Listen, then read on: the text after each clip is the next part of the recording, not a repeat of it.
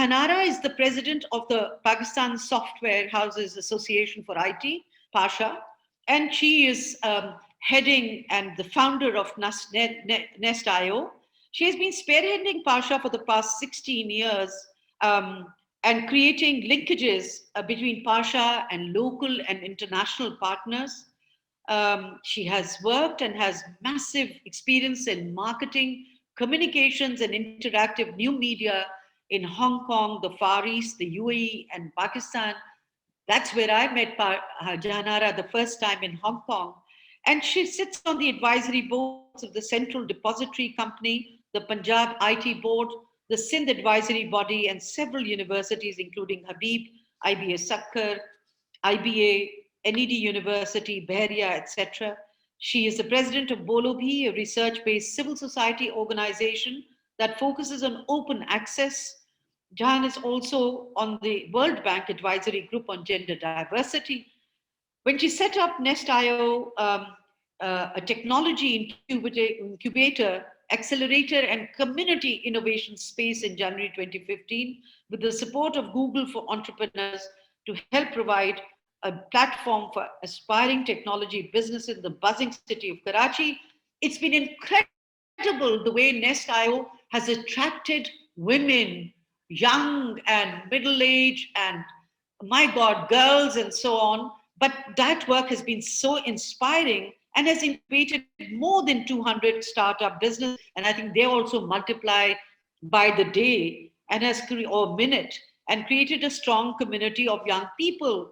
And recently she was saying, and I want to really start with that notion where Jahanara said, all women are warriors. Somebody said, some are warriors, and she said, no, all are warriors.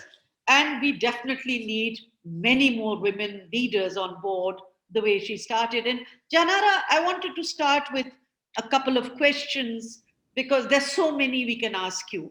But, we think, and you have probably always thought, that technology is a great equalizer. I know in COVID, we've been talking about the great IT divide, the inequity because of technology.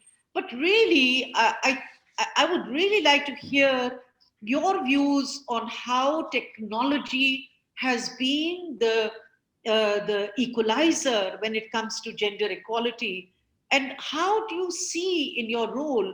Would love to hear some data in your experiences of how many women entrepreneurs, I know you don't make any distinction, but how many women entrepreneurs in this period of your active work that you've done, pioneering work in Pakistan, you have curated almost, not just nested, but curated, and how you have allowed many doors to open, not just to believing in themselves and innovations, but also into the financial world of having access to finance. We'll start with that and let's see how it goes, but really would love to hear this new spin on gender equality in the business of industry and technology that you're in. Thank you very much, Bela. It's an honor to be on a panel with such awesome women, and I feel really humbled. And following on from Dr. Sania Nishtar is a great privilege. In answer to your question, when I moved back to Pakistan, which was in the mid-90s, and I started a technology company with a couple of friends, which included Sabine Mahmood and Zahir Kidwai. I found that when I joined PASHA, which was an organization that already existed and represented the technology sector, I was the only woman there. I was the only woman CEO who was part of PASHA, and all the decisions that were being made for the IT industry were being made by men. And in addition to that, whenever I went into any event, any discourse, I was in a room full of men with no women participation. And that upset me greatly because I knew many women who were greatly accomplished, who were talented, and could make a greater impact than many of the men I knew. So I have nothing against men. There are some very talented men in this country, many colleagues that I work with. But I felt that the inequity of women in technology was something that needed to be addressed. And since then, I've been working very hard. And although we're still not there, there are 15% women in the technology sector in Pakistan. But unfortunately, that is also the case globally. The percentage of women in tech globally is no more than 15-20%. So all of us really need to work hard to bring women forward. And when I hear somebody say that, women don't qualify or are not right for tech, I think that is so ridiculous. When I started the Nest IO, which is a technology incubator and accelerator here in Karachi, the first cohort of entrepreneurs who joined the Nest, there was only one woman founder. And I was really very disappointed because I said, I've opened up this space, which is a safe space, and how come women are not coming forward? Are there not enough women entrepreneurs in this country? What is it that is keeping them away?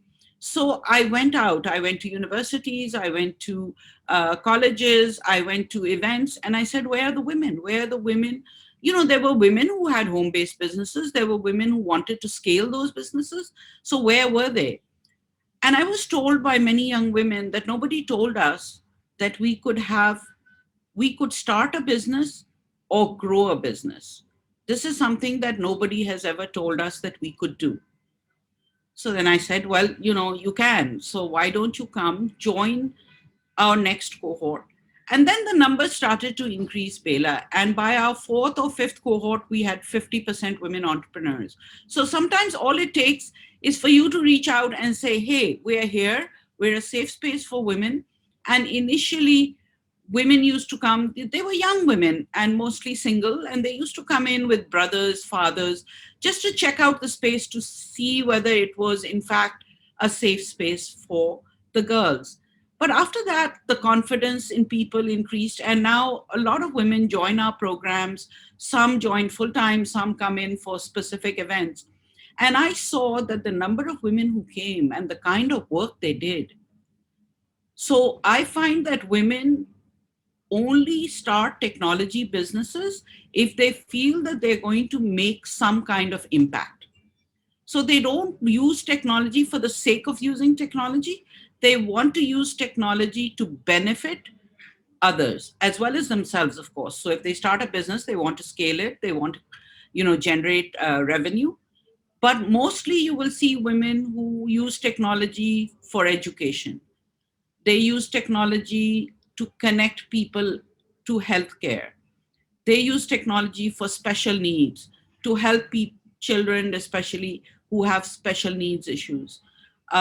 Yes, they also use it for empowering other women. And so, when you look at that trend, you see that women do use technology, they enjoy technology, and they are able to use it to benefit others. So I don't buy this philosophy of people who say women are not part of the tech sector and should not be, and technology was never built for them. One story that I wanted to share with you was that a young man that I know, who is a computer scientist, educated young man, said to me that he did not allow his sister to have a laptop because she would misuse it. She would have access to content that would make her unsafe. I really lost it. I'm afraid I'm otherwise quite a patient person. But when he said that, I lashed out at him and I said, excuse me, what gives you the right to not let her have access to knowledge that exists on the internet? What gives you the right to not let her have the opportunity to use technology for whatever purpose she wants? If you really care about her, which I'm sure you do, perhaps you should be helping her and guiding her by telling her what spaces are unsafe, what are the things she should be aware of, instead of just denying her access. So I think, these are things, sometimes the intent is not wrong, but the way that intent is carried out is unfortunately something that keeps women from accessing technology, accessing knowledge, accessing different opportunities that should otherwise be available to them. So I'll stop here, and if you have any other questions. Yes. My second question to you, I've got three. And maybe one of the things is that I would like to see the link between the way that you are generating enterprise, particularly amongst women, but also the way you are leveraging or multiplying the links with industry and also with the financial world. What kind of financing have you mobilized or linkages to industry? And please share some of your great success stories. I mean, atoms I can't forget every day. I think I dream about it. But I think that's very important for people to see. It's not that you're pioneering work in just tech and women in tech and enterprise, but also the kind of industry multiplication that you are bringing to Pakistan at scale, and also the financing through different and very innovative financing investments in great enterprise ideas that you're generating. I think people need to know how that is leading to gender equality, just as your responses to when boys or men are saying that my girl, no laptops for sisters or women, etc., which I hope we're leaving far behind. So, Bela, the Atoms is not a venture that came out of the nest. Sidra and Vakas are from Okara, and they started the venture. We were able to assist them through a grant that Google gave, a small grant, which got them started. But whatever they have achieved now is due to their due to their own efforts, due to their own talents. And I'm a great admirer of theirs, but cannot claim any credit for what they've been able to achieve. However, the startups that did come to the nest, several things that we need to do when we have these young women come into the nest, and some of them have been older women who didn't think they could join our program because some of them had young children. They couldn't leave them at home. They didn't want to join a full-time program because they would then not be able to take care of home and as well as their community responsibilities. So we made it possible for them to bring infants into the nest. We also made sure that we worked with them to make sure there was flexible hours so that they could attend the more important sessions, and then keep in touch with us via the internet, via phones, to make sure that they were not left behind. Now, one of the things that we do at the nest, of course, is once we have been able to teach them what they need to know in terms of business acumen, in terms of validating any business idea they have, um, we make sure that we connect them with mentors. So if there is a woman or a young man working in the space of education, they need to talk to somebody who's an expert in education. I am not, and neither are the people on my team. So we make sure that we connect them to mentors who do know and understand that domain and are able to guide them, so that when they are setting up businesses, they're not doing it in isolation without realizing what the market need is. And in addition to connecting them to mentors, we also then bring in investors who, if they like the idea and they think it can go somewhere, then start investing in these ideas. So far, 37% of the ventures that have been started at the Nest have received investment of some kind. Unfortunately, not all of them receive investment. And so what we teach them is, look, just bootstrap, try and sign up as many customers as you can and use that money to then scale up the business. That's all you can do. Unfortunately, we don't have enough investors who think that investing in young people or in entrepreneurs is important. And especially for women who are not looking to, many of them are not really looking to get an exit or list on the stock exchange. What they're looking to do is create social impact, generate revenue, create jobs. And that kind of woman business person is not something that people are very keen to invest in. So we are looking for new options for them. And we've also been talking to the state bank. So the new program that the state bank has started called Banking on Equality, I think is an amazing program that the governor and Ms. Seema Kamil have both been pushing. And that means that if I walk into a bank branch, I am considered a customer. Otherwise, usually, most banks do not treat women as customers. They don't show them the same respect that they show to a man who walks in and claims to be a customer. So I think this is something new that they are championing.